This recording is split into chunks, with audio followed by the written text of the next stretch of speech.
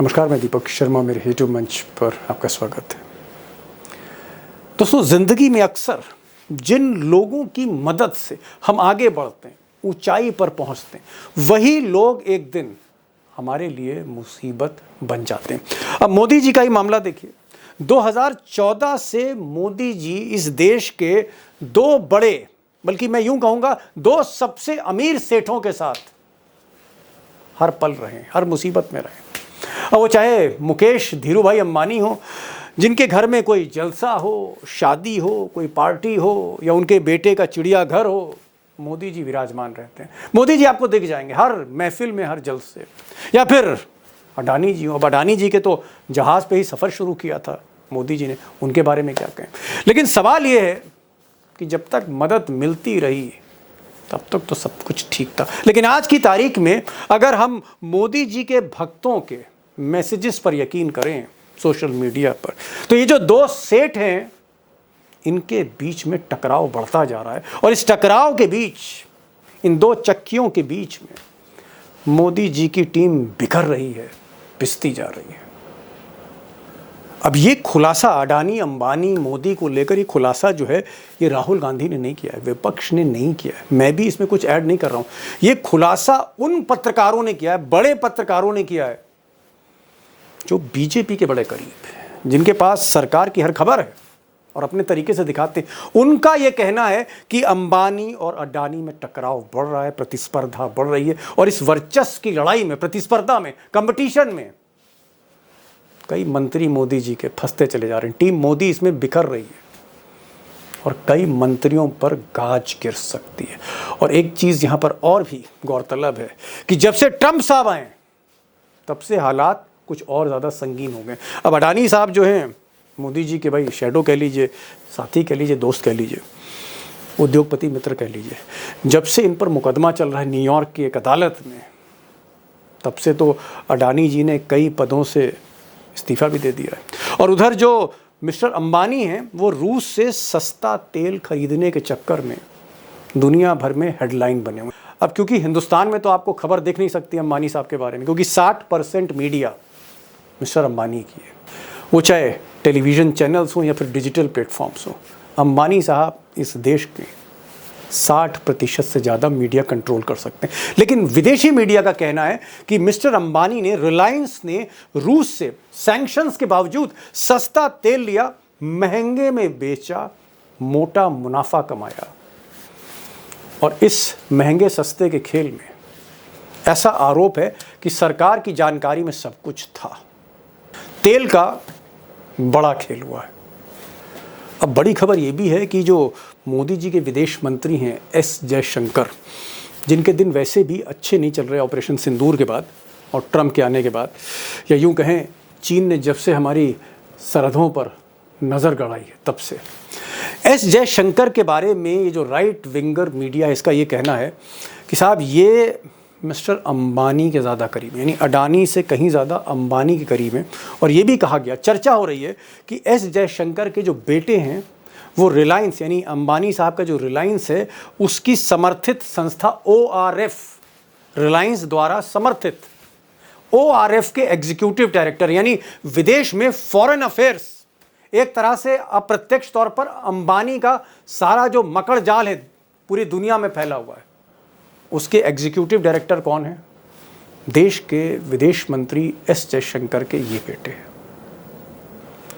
अब खबर ये भी है कि अंबानी और अडानी की ये जो प्रतिस्पर्धा है, ये जो कंपटीशन है, ये जो कॉरपोरेट वॉर है, इसमें एक और डेवलपमेंट हो रहा है। वो डेवलपमेंट ये हो रहा है कि एस जयशंकर विदेश मंत्री जो हैं, वो, जिनको राइट विंगर्स कह रहे हैं कि ये अंबानी जी के ज़्यादा करीब हैं, एस जयशंकर और मोदी जी के जो सलाहकार हैं, राष्ट्रीय सुरक्षा सलाहकार, national security adviser Ajit Doval, Modi ji के सबसे करीबी आप कह सकते हैं इस वक्त जो अधिकारी हैं, वो डोभाल साहब हैं। डोभाल साहब और एस जयशंकर, उनमें भी दूरियां बढ़ती चली जा रही, और बहुत से असाइनमेंट जो एस जयशंकर को देने चाहिए वो मोदी जी अब डोभाल को दे रहे। यानी मोदी जी अब डोभाल पर ज़्यादा भरोसा कर रहे हैं, एस जयशंकर पर नहीं। ये खबर जयशंकर साहब के लिए अच्छी नहीं, लेकिन ये जो रिश्ते बिगड़ रहे हैं, नेशनल सिक्योरिटी एडवाइज़र और फॉरेन मिनिस्टर में, इसका असर क्या होगा देश पर, ये मैं आगे आपको तफसील से बताऊंगा। अब जानकारों का यहाँ तक कहना है कि देश की विदेश नीतियों कि चाइना के साथ हमारे ताल्लुकात कैसे रहेंगे, रूस के साथ हमारा कारोबार कैसा रहेगा सैंक्शंस के बावजूद, या अमेरिका से कैसे डील करनी है, बहुत कुछ उसमें ये जो दो धन्ना सेठ हैं बहुत कुछ वो इन्फ्लुएंस कर रहे हैं, प्रभावित कर रहे हैं। और यही नहीं, जो अर्थनीति है, जो हमारी इकोनॉमिक पॉलिसीज़ हैं, जो फिनेंस मिनिस्ट्री है, वहाँ पर भी इनका रुतबा है। और आज मैंने पहली बार इस देश के किसी वित्त मंत्री से पूछा, फाइनेंस मिनिस्टर से पूछा कि क्या वाकई अंबानी इसका फाइनेंस मिनिस्ट्री पर दखल रहता है। और आज ये आपको जवाब देश के फाइनेंस मिनिस्टर ही देंगे कि क्या मिस्टर अंबानी का इस देश की फाइनेंस मिनिस्ट्री पर दखल रहता है। मैं नहीं बोल रहा हूं, कोई सचिव नहीं बोल रहा है, देश का पूर्व वित्त मंत्री आज बोलेगा। और आप सुनेंगे तो चौंक जाएंगे कि किस तरह से अंबानीज हों या फिर अडानीज हों या फिर बड़े कॉरपोरेट हाउसेज हों कि कैसे डील करते, कितने प्रेशर में छोटे छोटे मंत्री रहते हैं, वो भी आपको पता लगेगा। और ये भी मैं बताने की आज कोशिश करूंगा कि किस तरह से देश की अर्थनीति और विदेश नीति चौपट होती चली जा रही है, जो कहीं ना कहीं अब मोहब्बत कम मुसीबत ज़्यादा है। अब दोस्तों, आज मैं बहुत कुछ बोलना नहीं चाहता क्योंकि आज सुनने के लिए बहुत कुछ है। आज देश के पूर्व विदेश मंत्री, पूर्व वित्त मंत्री यशवंत सिन्हा हैं। मैंने कई आज उनसे सवाल किए, मैंने यहाँ तक उनसे पूछ लिया कि सिन्हा साहब ये बताइए कि क्या ये लोग रिश्वत देते हैं, घूस देते हैं, जो बड़ी बड़ी कंपनियां, कॉरपोरेट्स हैं, बिग जो धन्ना सेठ हैं। मैंने वित्त मंत्री से, सुनिएगा उनका जवाब सुनिएगा कि क्या वाकई ये सीधे इंटरफियर करते हैं सरकार के अंदर, और क्या ये हमारे आपके हक को, अधिकारों को कहीं ना कहीं चोट करते हैं अपने मुनाफे के लिए, अपने पैसे के लिए। बहुत से बड़े सवाल हैं अडानी पर, अंबानी पर, विदेश नीति पर, ट्रंप पर, मिस्टर मोदी पर, मिस्टर शाह पर। चौंकाने वाले जवाब होंगे। मैं चाहूँगा कि आप गौर से सुनिए क्योंकि एक चीज़ मैं बहुत क्लियर करना चाहता हूँ। यशवंत सिन्हा बीजेपी से ही आगे बढ़े, वाजपेयी की सरकार में थे, मोदी उनसे जूनियर थे, विदेश मंत्री भी रहे, वित्त मंत्री भी रहे, अंदर की सारी बातें इन्हें पता है। और सबसे बड़ी चीज़, सच बोलते हैं, बेखौफ बोलते हैं। इनको सुनिए, देश के one of the senior most political leader आज की तारीख में। सिन्हा साहब, ये जो अडानी वर्सेस अंबानी या फिर जयशंकर जो विदेश मंत्री हैं और मोदी जी के राष्ट्रीय सुरक्षा सलाहकार हैं डोवाल, उनके बीच में रिश्ते में खटास, कहीं ऐसा तो नहीं है जो दो एटीएम हैं मिस्टर मोदी के, मोदी सरकार के दो एटीएम, ऐसा तो नहीं है कि अंबानी और अडानी के चक्कर में आगे चलकर ये सरकार ना निपट जाए कहीं? मुझे इस बात की आशंका है। खैर, निपट जाए तो बहुत अच्छा होगा, लेकिन वो तो भविष्य के गर्भ में है। लेकिन ये जो आपने कहा, एक तरफ अडानी अंबानी, दूसरी तरफ जयशंकर और डोवाल, इन दोनों के बच्चे, ये सारा खेल जो है ना वो कुछ अजीब सा बनता चला जा रहा है और इसका सीधा असर भारत की विदेश नीति पर है। मैं एक चीज पूछना चाह रहा हूं, आपने कहा कि भाई विदेश मंत्री और राष्ट्रीय सुरक्षा सलाहकार इनके बीच में बन नहीं रही है, अडानी और अंबानी के बीच में बन नहीं रही है, डोवाल और जयशंकर के बेटों के बीच में नहीं बन रही है, सबके अपने अपने हित हैं, तो फिर मोदी जी क्या कर रहे हैं? मैं आपसे ये पूछना चाह रहा हूं। भाई मोदी जी तो आपके जूनियर रहे, आप तो विदेश मंत्री रहे, आप तो देश के वित्त मंत्री रहे, आप तो बीजेपी के सीनियर लीडर रहे, मोदी जी क्या कर रहे हैं? आंख बंद किए हैं, क्या कर रहे हैं? आप सो रहे हैं, रिटायरमेंट मोड में हैं। मोदी जी का कंट्रोल देखिए दीपक जी, मोदी जी का कंट्रोल धीरे धीरे करके खत्म हो रहा है और एक तरह से इस सरकार में मनमानी शुरू हो गई है। जो जहां है वहीं अपने को स्वायत्त महसूस कर रहा है और खास करके ये जो इतने इम्पोर्टेंट मिनिस्ट्रीज हैं जिसमें विदेश मंत्रालय है, वित्त मंत्रालय है, पेट्रोलियम मंत्रालय है हमारे देश का, ये कहीं ना कहीं हमको लगता है कि ये लोग अपने को स्वायत्त महसूस कर रहे हैं और कोशिश कर रहे हैं कि अपने अपने डोमेन में अपनी अपनी मर्जी चलाएं, और ये अभी देखने को मिला। मैं एक बुनियादी तौर पे पूछना चाहूंगा आपसे कि आप कह रहे हैं कि मोदी जी की मुट्ठी ढीली हो रही है, ग्रिप कमजोर हो रही है, उनके हाथ से चीजें निकल रही हैं। क्या आपको लगता है मोदी अब एक ऐसे उम्र के पड़ाव पर हैं कि जो देश का संकट है, उसको सुलझाने में अब वो उतने मतलब सक्षम नहीं है, या फिर मोदी की अब हैसियत नहीं है कि वो देश को इस मुसीबत से बाहर निकाल सकें? देखिए, मोदी जी देश के प्रधानमंत्री 11 साल उन्होंने कंप्लीट कर लिया, 12वें साल में है। आप जानते जी। हैं कि अमेरिकी संविधान के मुताबिक वहां के राष्ट्रपति को 2 टर्म से ज्यादा नहीं दिया जाता है। 8 और वो साल से टर्म ज़्यादा नहीं। भी 4-4 साल का टर्म होता है, यहाँ 5-5 साल का है।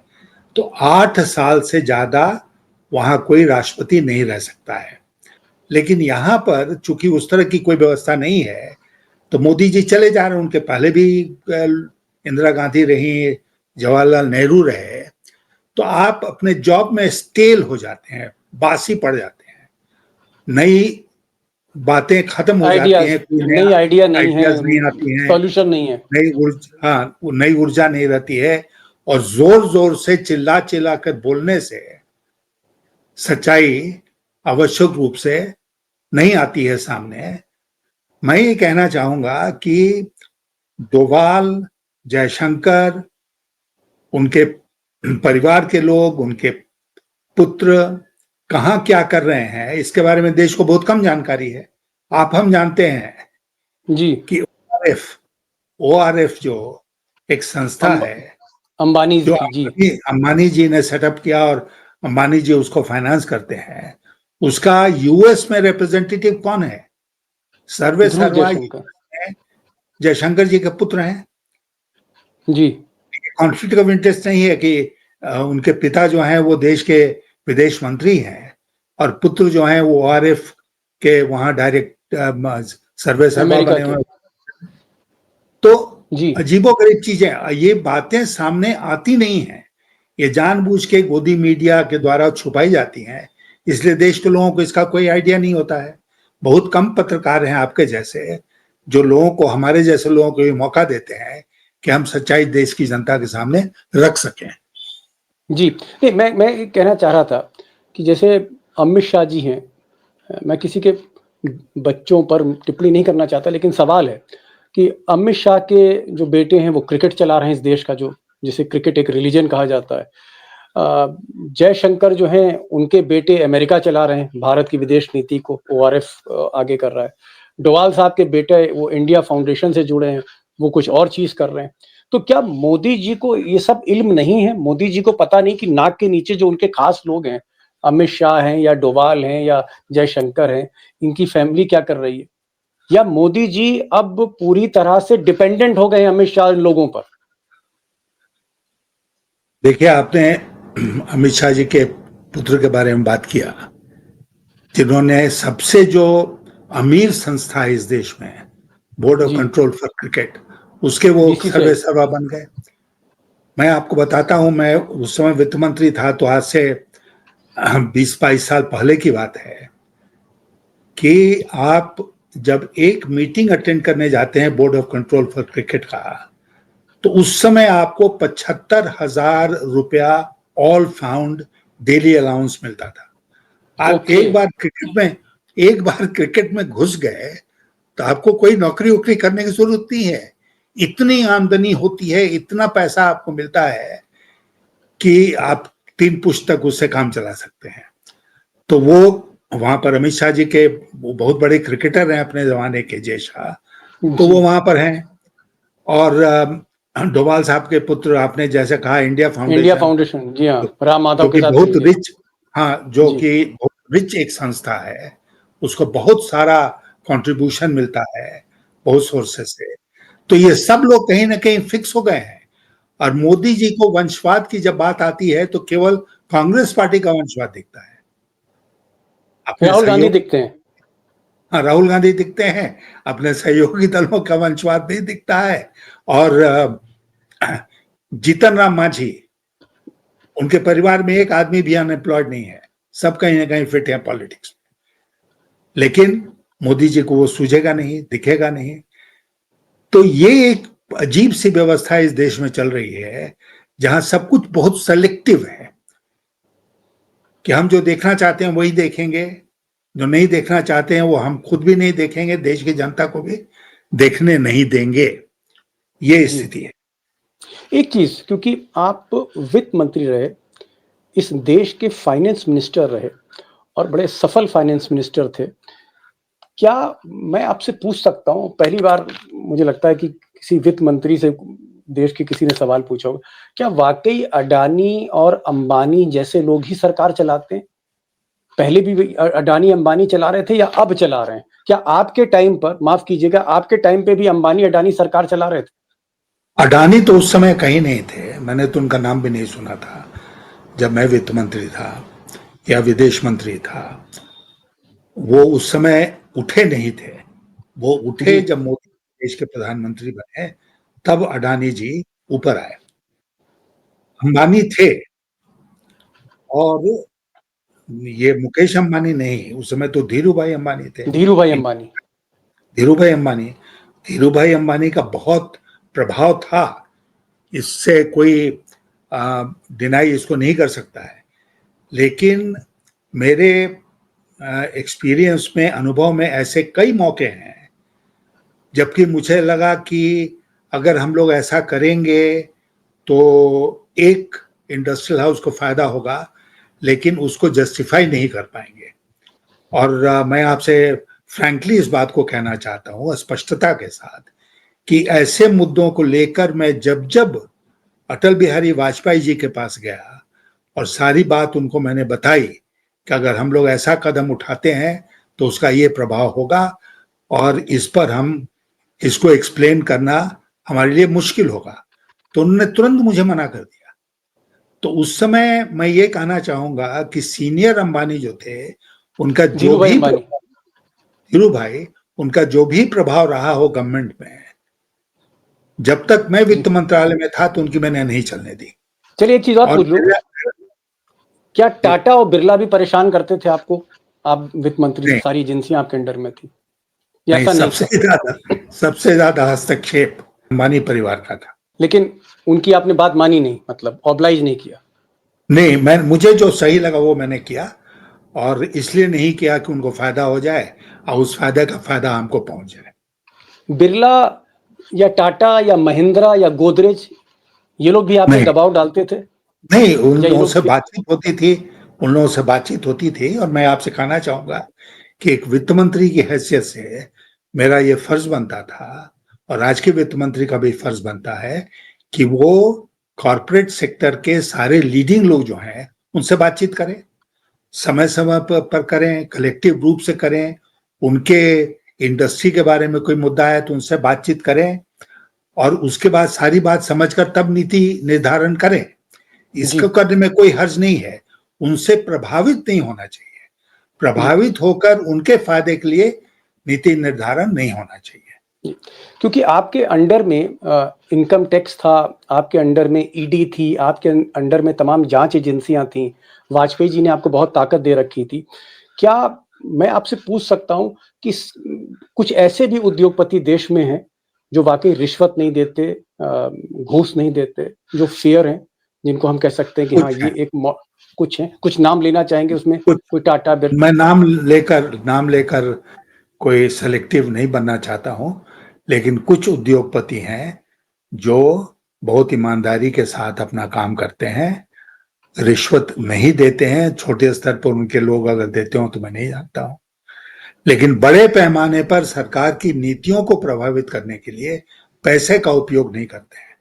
आप भी बीजेपी सरकार में थे, आप कह रहे हैं कि साहब धीरू भाई अंबानी, मुकेश अंबानी के पिता, वो थोड़ा सा दबाव डालने की कोशिश करते थे, तो आप वाजपेयी जी से मिले और आपने वाजपेयी जी से कहा कि भाई, तो उनका नहीं नहीं, कहीं नहीं झुकना है, कोई दबाव नहीं है। और आपने कहा टाटा बिरला गोदरेज महिंद्रा, वो सब भी, सबसे आप बातचीत करते थे लेकिन कोई प्रेशर नहीं था। तो ये बताइए कि जब वाजपेयी की सरकार चल गई, वही बीजेपी की सरकार, वही आरएसएस था, तो अब ऐसा क्या हो गया कि अडानी और अंबानी, उनके दबाव में सरकार आ गई? ऐसा क्या हो गया सर? आज मोदी जी एक भाषण दे रहे थे बिहार में, जिसमें उन्होंने जोर देकर इस बात को कहा कि उनकी सरकार के ऊपर भ्रष्टाचार का कोई आरोप आज तक नहीं लगा है। तो क्यों नहीं लगा है? क्योंकि पैसे बनाने के तरीके जो हैं वो बदल दिए गए। ओके। आप एटीएम, हाँ, एटीएम की बात आप कर रहे थे। पैसा बनाने का तरीका बदल गया है। जो सरकार की तरफ से फेवर करने का तरीका है वो बदल गया है। जनता नंगी भूखी इधर उधर दौड़ रही है, उसको कोई फुर्सत नहीं है कि इन सब चीजों के बारे में चिंता करे। उसको सब ज्यादा अपनी रोटी की, रोजगार की चिंता है।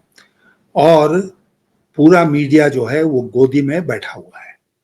मैं एक चीज पूछना चाह रहा हूं, ये जो अंबानी साहब है, अंबानी साहब के ऊपर जो अमेरिका ने आरोप लगाया, वहां के वित्त मंत्री, सेक्रेटरी ऑफ ट्रेजरी ने आरोप लगाया है अमेरिका के, कि भाई ये सस्ता तेल ले रहे थे रशिया से, जिन पर सैंक्शन लगा था, और उसको महंगे में बेच रहे थे। मगर अगर मैं आम बोलचाल की भाषा में कहूं तो 4 रुपए की चीज 8 रुपए में बेच रहे थे। क्या आपको लगता है कि अगर मोदी जी की जगह वाजपेयी होते, नेहरू होते, या चलिए इंदिरा गांधी होती, या लाल बहादुर शास्त्री होते, तो क्या जनता को सस्ता तेल नहीं देना चाहिए था? अगर हम सस्ता तेल ले रहे थे रूस से, 4 रुपए की चीज ले रहे हैं, तो भाई 5 रुपए में आप दे देते उसको। जनता को, इस देश की जनता जो लोकतंत्र में सबसे बड़ी भागीदारी है, जिसके लिए लोकतंत्र है, जनता को क्यों नहीं छूट दी गई, रियायत दी गई? पेट्रोल हमको महंगा ही मिलता रहा और मजा अंबानी लेते रहे। ये क्या आपको लगता है मोदी जी के नाक के नीचे में हो रहा था और मोदी जी को हस्तक्षेप करना चाहिए था? दीपक जी, पेट्रोलियम, कच्चा तेल, क्रूड, जी, पेट्रोलियम क्रूड, क्रूड ऑयल और जी। पेट्रोलियम, हाँ, और पेट्रोलियम प्रोडक्ट्स जैसे पेट्रोल, डीजल, लुब्रिकेंट्स, जी इनका जो प्राइस का निर्धारण होता है वो बहुत ही कॉम्प्लेक्स है। और हम लोग जब सरकार में थे तो मैंने वित्त मंत्री की हैसियत से पेट्रोलियम मिनिस्ट्री के साथ मिलकर और प्रधानमंत्री जी की अनुमति से यह तय किया कि जैसे दूसरे मुल्कों में होता है वैसे भारत में भी आगे से पेट्रोलियम कंपनीज जो हैं वो तेल का दाम निर्धारित करेंगे, पेट्रोल, डीजल एक्सेट्रा का दाम जी निर्धारित करेंगी और उसकी घोषणा करेंगे। रोज नहीं कर सकती हैं तो एक हफ्ते में करें। मैं जी, वो देख रहा था जो रिलायंस अमेरिका, की बात कर रहा हूँ जी। हाँ, रिलायंस की बात मैं कर रहा हूं कि कच्चा तेल जो हमने रूस से लिया वो सस्ते दर पर लिया, और जी भारत ताल ठोक के कह रहा है कि हमने सस्ते दर पर लिया और क्यों नहीं लेंगे। और मैं उनसे सहमत हूं कि हाँ, भारत का अधिकार है कि हम सस्ता तेल जहां से मिलेगा वहां से खरीदेंगे। लेकिन अमेरिका के वित्त मंत्री ने यह आरोप लगाया है कि जहां एक ओर चीन का पेट्रोलियम, जो ये क्रूड इंपोर्ट होता जी था रूस से, वो बढ़कर 13% से 16% हुआ। भारत का वो बढ़कर 1% से भी कम था, वो 40% हो गया। जी मतलब 40% क्रूड आज जो भारत में आ रहा है रिफाइनिंग के लिए, वो आ रहा है रूस से, और सस्ते दाम पर आ रहे हैं, इससे हम खरीद रहे हैं रूस से। तो आपने जो प्रश्न उठाया बहुत लेजिटिमेट प्रश्न है कि उसका फायदा देश के कंज्यूमर्स को क्यों नहीं मिल रहा है। जी। मतलब आपका कहने का मतलब ये है कि अगर मुकेश अंबानी वो सस्ते में तेल ले रहे थे, बहुत सस्ते में तेल ले रहे थे रूस से, जिस पर पाबंदियां लगी हुई थी, तो वो तेल सस्ते में ही बेचना चाहिए था। सस्ता तेल लेकर महंगा क्यों बेचा जा रहा था? मुझे लगता है कहीं ना कहीं एक तरह की ये लोगों के साथ अन्याय है। लोगों को आपने उस सहूलियत से, उस रियायत से दूर रखा और प्रॉफिट जो है, बड़ा मुनाफा अपनी जेब में डाला। क्या आपको लगता है कि सरकार को ये सारी जानकारी होगी कि मुकेश अंबानी सस्ते में तेल ले रहे हैं और महंगा करके बेच रहे हैं? नहीं नहीं, सरकार की जानकारी का सवाल नहीं है। सरकार ने इसको संभव किया, सरकार की नीति ने इसको संभव किया। ऐसी थोड़ी आप कहीं से जाके जो चाहे तेल खरीद लेंगे, जो चाहे उस तेल के साथ करेंगे, कच्चे तेल के साथ। सरकार की नीति ये बनी और उस नीति का फायदा एक कंपनी को मिला जिसका नाम है रिलायंस। जी रिलायंस कंपनी ने इसमें, अब अमेरिका के विदेश वित्त मंत्री का तो कहना है कि $16 बिलियन का फायदा इसमें हुआ। $16 बिलियन। $16 बिलियन। अब रुपए में उसको 86 से घट कन्वर्ट कर। गुना करके कन्वर्ट करके देख लीजिए। लेकिन मैं अमेरिका के वित्त मंत्री की बात मानने को तैयार नहीं हूं। मैं चाहूंगा कि इस पर एक खुलासा भारत सरकार की तरफ से हो, वित्त मंत्रालय की तरफ से हो, पेट्रोलियम मंत्रालय की तरफ से हो कि क्या वस्तुस्थिति है, व्हाट आर द फैक्ट्स। ये देश को जानने का हक है ना। और उसमें गवर्नमेंट मस्ट एक्सप्लेन। जी ये सरकार को बताना होगा कि हमने रूस से कच्चा तेल सस्ता खरीदा और लोगों को उसका फायदा क्यों नहीं दिया। जी। एक और सवाल पर आ रहा हूँ, और ये भी बड़ा गंभीर सवाल, मुझे लगा आपसे बेहतर कोई जवाब नहीं दे पाएगा। हमने देखा कि ट्रम्प साहब ने जब शपथ ली तो मोदी जी को नहीं बुलाया, और मोदी जी चाहते थे जाना लेकिन नहीं बुलाया, लेकिन मुकेश अंबानी वहां पर पहुंच गए।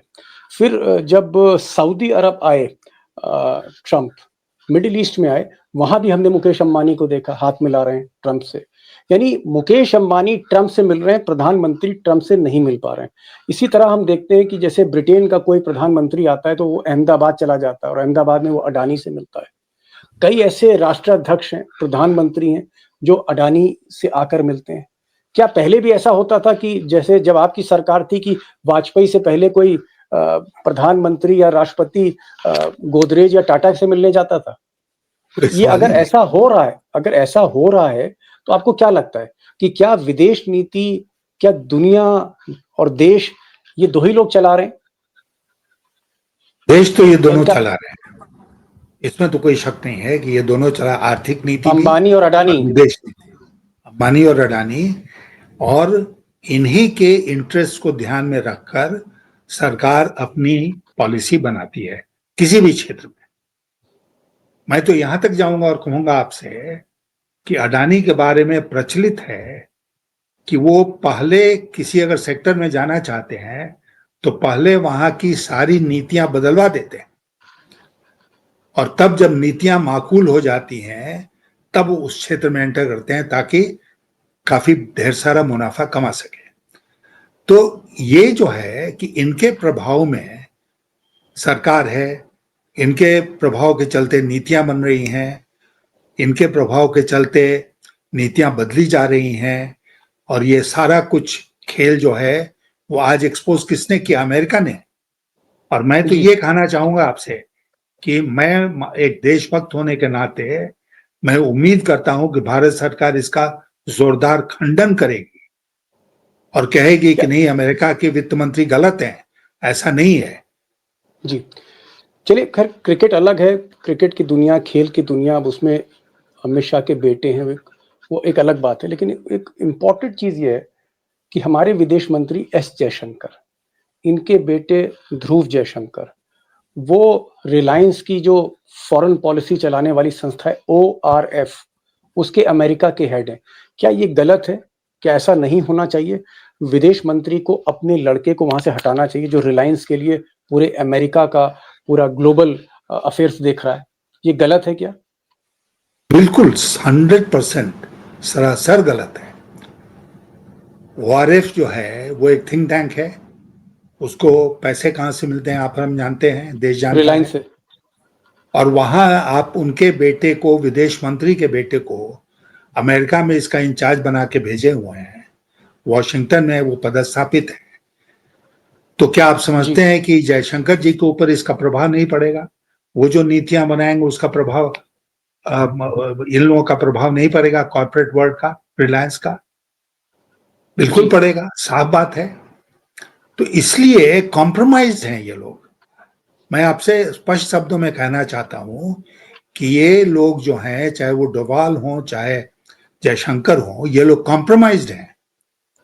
क्या आपको लगता है कि जिस तरह से आप कह रहे हैं कि अडानी और अंबानी ये विदेश नीति और अर्थनीति को पूरी तरह से प्रभावित कर रहे हैं, बहुत से ऐसे घपले होंगे जो हमारी आंखों के सामने नहीं आए, क्योंकि सीबीआई है, ईडी है, सीएजी, कैग है, कोर्ट हैं, अदालतें हैं, मेन स्ट्रीम मीडिया है, कोई खबर तो कहीं छपती नहीं है। क्या आपको लगता है कि बहुत कुछ हो रहा है और एक बार मोदी सत्ता से हटेंगे, बहुत से खुलासे होंगे? बहुत भयंकर खुलासे होंगे। एक दफा अगर मोदी सत्ता से हटते हैं तो भयंकर खुलासे होंगे, और इसमें बहुत लोग ऐसे होंगे जिनका डायरेक्ट इन्वॉल्वमेंट होगा भ्रष्टाचार में, और तिहाड़ के अलावा उनका दूसरा कोई ठिकाना नहीं होगा। ओके। एक लास्ट क्वेश्चन, अडानी और अंबानी के बीच में अगर टकराव है, बहुत बड़े अमाउंट स्टेक्स पर हैं, जयशंकर की डोभाल से नहीं बन रही है, और भी तमाम जो है हम देख रहे हैं, स्थितियां देख रहे हैं बीजेपी के अंदर, क्या मोदी के हाथ से सत्ता आपको बिखरती हुई दिख रही है? और धीरे धीरे मोदी का ग्राफ नीचे आ रहा है, और जैसे जैसे मोदी कमजोर होंगे, अडानी और अंबानी जैसे लोग इस देश में और हावी होते चले जाएंगे। बिल्कुल, इसमें कहीं कोई शक नहीं है। और आप देखिए, पिछला जो चुनाव हुआ 2024 का, उसमें तो ये लोग बाल बाल ही बचे ना। 303 जी सीटों से लोकसभा में 240 पर आ गए।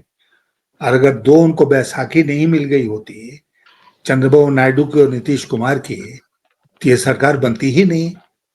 तो ये क्या जी इंडिकेशन है? इंडिकेशन है कि गिरावट आ रही है। और चूंकि ओनली वोट गेटर जो है इस पूरी जमात में वो मोदी है, तो ऑब्वियस है कि मोदी का खुद का ग्राफ नीचे जा रहा है। और मोदी का जैसे ग्राफ नीचे जा रहा है, वैसे वैसे वो पार्टी, संगठन, आरएसएस और सरकार के ऊपर उनका जो कंट्रोल था वो भी ढीला पड़ता जा रहा है। यशवंत जी, आखिरी सवाल। इस तरह की चर्चा है सोशल मीडिया में कि लोग कहते हैं कि खासकर जो प्रधानमंत्री के करीब हैं या उनको जानते हैं, कि प्रधानमंत्री की पहली प्रेफ़रेंस, हालाँकि वो अंबानी के भी करीब हैं, उनकी शादी-ब्याह में भी जाते हैं, उनके बेटे के ज़ू में भी जाते हैं, ये सारी चीज़ें हैं। लेकिन पहली प्रेफ़रेंस उनकी गौतम अडानी, यानी गौतम अडानी उनकी पहली पसंद है, अंबानी नहीं। इसकी क्या वजह हो सकती है? पहली पसंद अडानी क्यों? पहली पसंद अडानी इसलिए कि अडानी बहुत कन्वीनियंट एटीएम है। जी, रिलायंस, मुकेश अंबानी भी हैं, लेकिन कहीं ज्यादा डिपेंडेबल हैं मोदी के पॉइंट ऑफ व्यू से अडानी। और अडानी को रिलायंस, जैसा आपने पहले कहा कि रिलायंस पहले से है, आज से नहीं है, बहुत दिनों से, दशकों से रिलायंस चल रहा है। अडानी तो अभी आए हैं ना। जी, तो अडानी को प्रमोट करने में मोदी का हाथ रहा। और देखिए, एक बहुत स्पष्ट बात यह है कि हम एक ही व्यक्ति पर क्यों डिपेंड करें, एक से दो भले। तो इसलिए हमारा एक खास आदमी हो जो हमारे एटीएम का काम करे, तो इसलिए अडानी। और अडानी का बिजनेस जिस तरह फैला है हाल के दिनों में, तो स्पष्ट है कि सरकार की मदद से फैला है, हर क्षेत्र में सरकार की मदद से फैला है। और वो एक बहुत विलिंग एटीएम है। लेकिन एटीएम का मतलब ये होगा कि उसमें आपको भी पैसे डालने पड़ते हैं, तभी तो आप निकाल पाएंगे। तो वही जी। मोदी सरकार कर रही है, उसमें इन्वेस्टमेंट कर रही है, पैसे डाल रही है, और एटीएम से जब मर्जी होता है पैसे निकाल लेती है। और क्या इसी वजह से इलेक्शन बहुत महँगे हो गए? बहुत महंगे हो गए। मैं तो सुनकर दंग रह जाता हूँ जब सुनता हूँ कि आज लोकसभा में इतना खर्च होता है, विधानसभा में इतना खर्च होता है, इवन पंचायत और म्युनिसिपैलिटी के चुनाव में बहुत पैसे खर्च होते हैं। नहीं, अब तो कहते हैं कि 50-50 करोड़, कहीं बहुत सी कंस्टिट्यूएंसी जहाँ 100-100 करोड़ रुपया एमपी के हाँ इलेक्शन में हाँ, खर्च होता था। बताइए अगर अब आपसे कैसे? पूछूं, एक एक नहीं, बात कौन हिम्मत कर लाता रहा है? हूँ, आप जब चुनाव लड़ते थे 2000 में, 90 में, कितना पैसा खर्च करते थे आप? अब वो अब तो 100 करोड़ खर्च होता है। अब 100 करोड़ होता है ना। हम्म। मैं आपसे कहना चाहता हूँ कि हम लोग खास करके बिहार झारखंड में बहुत सस्ता चुनाव लड़ते थे। मुझे भी उस समय बहुत आश्चर्य होता था जब हमारे महाराष्ट्र के, तमिलनाडु के, आंध्र प्रदेश के मित्र बोलते थे कि भाई हमारे तो इतना खर्च हो गया, 50 करोड़ खर्च हो गया, 75 करोड़ खर्च हो गया। मुझे बहुत आश्चर्य आता था, क्योंकि हम लोग बहुत सस्ता चुनाव लड़ते थे। और मैं इस बात का ये कृतज्ञ हूँ टीएन सेशन का, कि उन्होंने चीफ इलेक्शन कमिश्नर रहते हुए ऐसी पाबंदियां लगाई कि आपको जी खर्च करने की जरूरत ही नहीं पड़ती थी।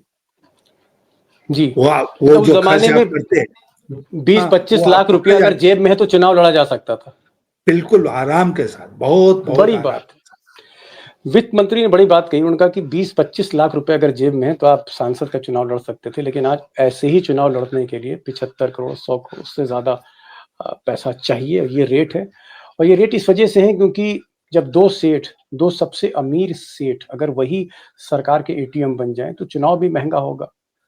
विदेश नीति भी कहीं ना कहीं बर्बाद होगी और कहीं ना कहीं देश का नुकसान होगा। और देश का नुकसान के बारे में यशवंत सिन्हा, पूर्व वित्त मंत्री, विदेश मंत्री ने बड़ा सवाल बहुत ही अहम उठाया, उस पर सरकार को जवाब देना चाहिए। उन्होंने कहा कि ये बात सही है कि भारत को जहां से भी सस्ता तेल मिलेगा वो सस्ता तेल उसको लेना चाहिए, किसी की परवाह नहीं करनी चाहिए, चाहे अमेरिका हो चाहे चीन की।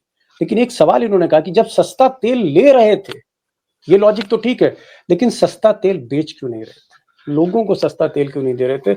इसकी जांच होनी चाहिए। सस्ती चीज ले रहे हैं तो सस्ती चीज बेचिए भी, वो महंगी क्यों बेच रहे हैं? यानी एक बहुत बड़ा, एक आप कह सकते हैं अमाउंट मुनाफे का कहीं ना कहीं गया, ट्रांसफर हुआ। सिन्हा साहब आप आए, खुलकर बातचीत हुई और हम उम्मीद करते हैं कि कहीं ना कहीं अगर ये बात मोदी जी सुने, पता नहीं आपकी कितनी मानते हैं, हालांकि ये फैक्ट है कि एक समय था जब आप वित्त मंत्री थे, मोदी जी घंटों हो सकता है आपके दफ्तर के बाहर बैठते हो, उनकी स्लिप जाती हो तब आप बुलाते हो। आपके जूनियर रहे, हो सकता है अगर ये प्रोग्राम देख रहा हूँ तो कुछ समझने की कोशिश करें कि अडानी और अंबानी के चक्कर में, मुझे ऐसा लगता है, लोग ऐसा कहते हैं कि अगर ये सिलसिला ज्यादा बढ़ा और जिस तरफ देश जा रहा है तो डबल ए के चक्कर में, अडानी अंबानी के चक्कर में कहीं ये सरकार आगे ना निपट जाए। मैं एक लास्ट वर्ड आपसे कहना चाहता हूँ, एक लास्ट वर्ड, कि अमेरिका के वित्त मंत्री ने भारत के ऊपर गंभीर आरोप लगाए हैं। एक देशभक्त होने के नाते मैं चाहूंगा कि भारत सरकार इसका उत्तर दे, कड़ाई से इसका उत्तर दे और तथ्यों को स्पष्ट करे। एक बात और उन्होंने आखिर में कही कि जो आरोप अमेरिका के वित्त मंत्री, सेक्रेटरी ऑफ ट्रेजरी ने लगाए हैं, उसके जवाब मोदी सरकार को देने चाहिए। सिन्हा साहब बहुत बहुत शुक्रिया, आप बहुत शॉर्ट नोटिस पर आए। Thank you so much for joining this programme.